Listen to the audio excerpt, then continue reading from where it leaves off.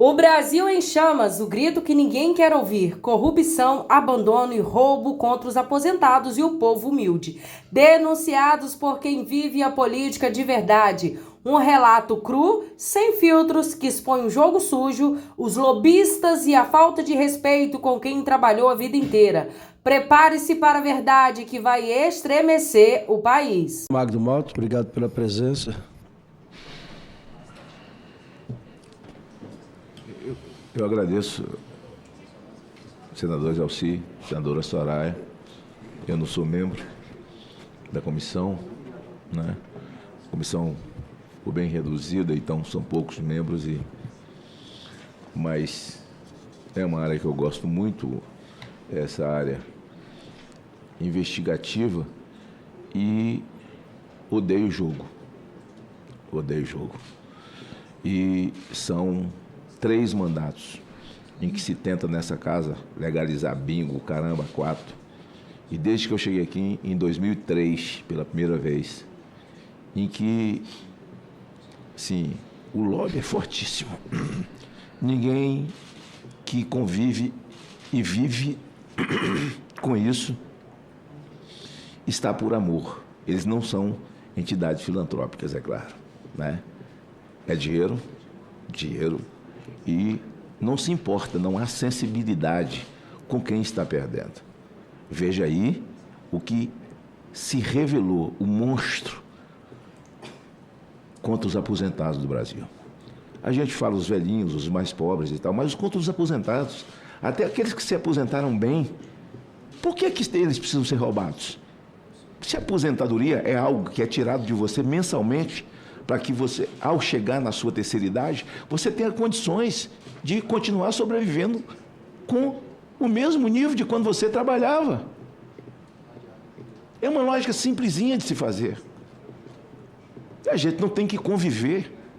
E o lobby disso, ele é tão grande, é tão desgraçado, que o cara não tem um sentimento. Por exemplo, ele está lá babescamente vivendo dentro de uma piscina. Ele não quer nem saber que o cara que está sendo tirado R$700 da aposentadoria dele, R$700, o cara ganha 1.700, estão tirando quase 700. Mas ele não está se importando com isso, ele está voando, ele está vivendo nababescamente em cima da miséria alheia. Eu vi um discurso ali agora, um amigo assim, quando é um amigo que está na tribuna, é muito ruim, mas obrigado a discordar que o PDT desembarcou do governo. Olha que tem lógica que eu estou falando aqui, pode não ter nesse momento. Eu acho que quem desembarcou, desembarcou com vergonha. Porque não é a primeira vez que esse ministro é ministro. E é sempre da mesma pasta. Aí ele fala, não. E por isso que essa coisa de começo é preciso prestar atenção. Por isso que a Bíblia diz que nós não devemos desprezar os dias dos pequenos começos. A entrevista do Lupe, senadora Soraya, quando ele dá a primeira entrevista dele para o Globo, ele fala assim, não, uma coisinha aqui, outra ali, a gente já sabia que tinha um negocinho ali, um negocinho aqui. Não, se aparece uma bolhazinha no seu braço, é um negocinho. Você tem que ir lá olhar essa bolhazinha aqui, porque vem outro negocinho aqui. Ele falou isso umas 3 ou 4 vezes. Outro negocinho aqui. Quando você dá conta, o negocinho aqui, só estava dizendo a você que você já tinha um câncer e que estava enraizado dentro de você. Então, esse negocinho, essa pontinha de iceberg é o câncer. E um câncer desgraçado. E aí você vai olhar o mapa dos mais atingidos, são pessoas da área rural. Pessoas iletradas. E até as mais letradas não olham o seu olerite. Por exemplo, o senador aqui do Mato Grosso, o Jaime, assim, ele é um homem aposentado, então muitos aqui são aposentados já, ex-senadores, e o Jaime, além de ser aposentado, é um homem rico. Mas é aposentado, pagou a vida inteira. Mas ele nunca olhou. Quando explodiu o escândalo, ele foi lá olhar o olerite dele. Estão tomando dinheiro dele todo mês. E esse não é o dinheiro que fez dele rico com a soja. Ele se aposentou com o suor do rosto. Toda aposentadoria é de suor do rosto. Então é dolorido. Nós já estamos vivendo num país carcomido, desgraçado, pelo assalto, pelo roubo. Obrigado. E o jogo faz parte disso, porque atinge os mais vulneráveis, os mais simples.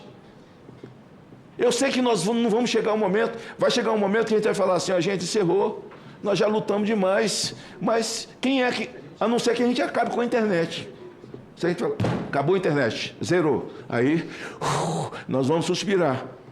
Mas a internet não acaba nunca, ela nem faz aniversário e todo dia está mais nova, todo dia está mais nova, todo dia está mais nova. E o pilantra sabe mexer com aquilo lá muito rapidamente, a gente faz um curso de 3 meses, não consegue aprender. Agora, o que me intriga, já que o CONAR é para controlar e tomar conta dessa questão da publicidade. Veja, a publicidade, ela só existe com mentes inteligentes. Aí eu quero saber se vocês têm nos quadros de vocês pessoas que são capazes de identificar as chaves que são colocadas na mente das pessoas com a publicidade. Por exemplo, quando o Lula virou presidente, fizeram Fome Zero. Foi o Graziano, ideia de Duda Mendonça. Um publicitário, já foi, mas um gênio. O Graziano já voltou aí, já desmentiu, falou que os números eram tudo mentirosos, que eles inventaram aquele monte de número, de pobre, de não sei o que e tal, para poder colar o Fome Zero, para escoar dinheiro. Veja, depois do Fome Zero desapareceu, ninguém nem falou mais nisso. Quando você chama alguém com a palavra-chave, Fome Zero, foi chamado pelo Betinho, que depois veio a falecer, e as pessoas se emocionam com a palavra e elas vão, mas não é isso que eu quero. Veja bem, o que é uma palavra-chave que cria um romance na mente das pessoas? Romance. Qual a palavra mais usada pelas pessoas que são conservadoras no Brasil, que têm família, que ama a sua família, que tem pai, tem mãe, respeita pai e mãe? A palavra família é a palavra mais conservadora, é o nascituro, é o útero, é o nascimento. De ali todas as coisas, se fala dali nada. Que palavra mais forte que existe? Família. O governo Lula não tem um programa. Eles pegaram os programas de Fernando Henrique Cardoso, Bolsa, Uniforme, Bolsa, Gás, Bolsa não sei o que e tal, juntaram tudo e a inteligência que eu acho, estou supondo, porque para mim é o mais inteligente de todos, fora dele os outros, do nível da cabeça de Jerônimo, governador da Bahia, que não fala nada com nada e quando fala só fala besteira. Você fez assim com a cabeça é porque está sabendo que mandou jogar todo mundo na vala e jogar uma pá carregadeira de areia em cima de todo mundo, senador Salles. Isso é o fim do mundo, um trem desse, né? Imagine se sou eu que falo um negócio desse, eu estava morto. Gilmar Mendes já tinha me dado 48 horas, Barroso já tinha pedido minha prisão, né? Eu já tinha perdido o mandato, o mundo já tinha caído. Mas eu vou até aproveitar, porque eu estou aqui na televisão, e perguntar a Barroso quanto tempo que ele vai dar para Jerônimo se explicar, né? Quanto tempo a Carmen Lúcia vai dar, o nosso Gilmar Mendes, né? Esses imperadores vão dar para eles se explicarem, né? Não explicaram o avião da FAB ainda, que foi buscar essa moça tão decente lá no Peru, depois de uma condenação de 15 anos, o marido está preso, o outro ex-presidente se suicidou, a FAB foi buscar, mas eu sei por quê. É porque ela é um arquivo vivo, eles foram buscar o arquivo, porque o arquivo sabe demais, porque tem a ver com a Odebrecht, tem a ver com a Lava Jato. Mas o assunto não é esse. O meu assunto é se vocês têm alguém, porque vocês fiscalizam a publicidade, porque a publicidade forte, ela tem que ter uma chave que cria um romance na mente das pessoas. O que eles fizeram? Eles pegaram a palavra família, pegaram os programas que eram de Fernando Henrique e botou Bolsa Família. É tudo que o PT odeia, é tudo que o comunismo odeia, é família. Viu Lula dizer? Ainda temos que enfrentar essa pauta atrasada de família. Mas por que Bolsa Família? Porque eles colocaram um romance no inconsciente das pessoas do Brasil. Eu me lembro que as pessoas diziam assim, esse auxílio emergencial de Bolsonaro realmente aumentou para R$600. E foi eu que criei o Auxílio Brasil. Eu dei aquela ideia.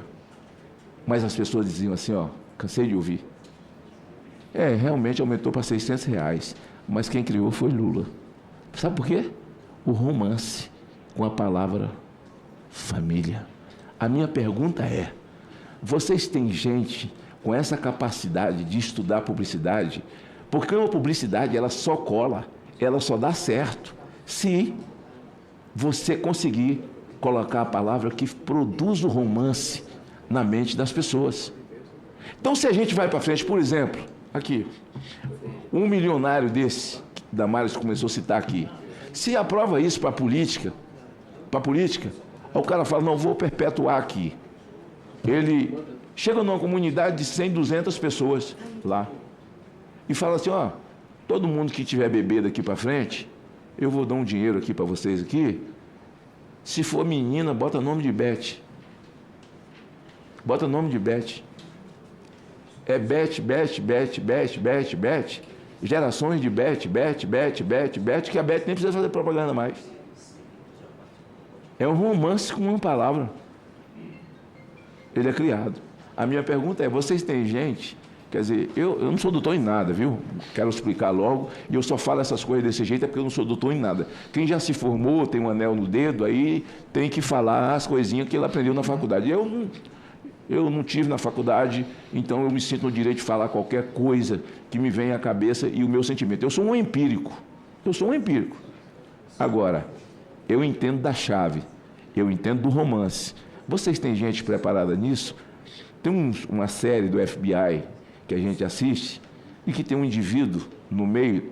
Ele não é um cara de ação, ele não é um cara que atira, que faz tal, mas quando eles se juntam, ele é o cara que ele sabe fazer a leitura facial, ele sabe a leitura do matador em série, assim, palavras, quando eles ouvem gravação, uma mesma palavra repetida e tal, esse tipo de coisa. Vocês têm essa preocupação? Porque o que vai para a televisão, o que vai de publicidade, tem uma palavra-chave.